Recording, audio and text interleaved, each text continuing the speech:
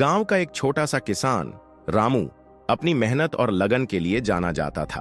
वह एक छोटे से खेत में खेती करता था, लेकिन उसकी आंखों में बड़े सपने थे।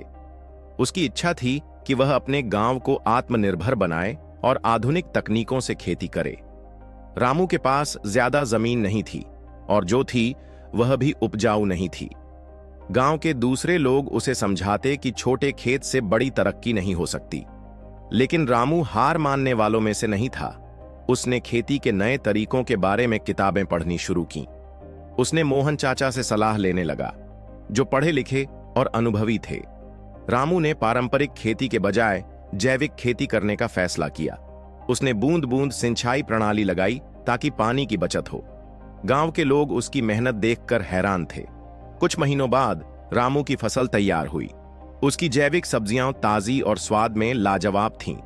गांव के लोग उसकी फसल खरीदने लगे और धीरे धीरे उसकी मांग बढ़ने लगी।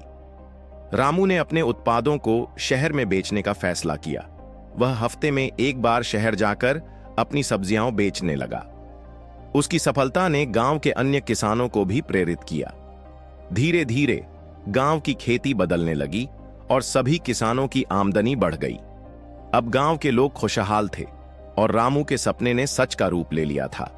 यह कहानी हमें सिखाती है कि कठिनाइयां चाहे जितनी भी हों, अगर हम सच्चे इरादे से मेहनत करें तो सफलता हमारे कदम चूमती है।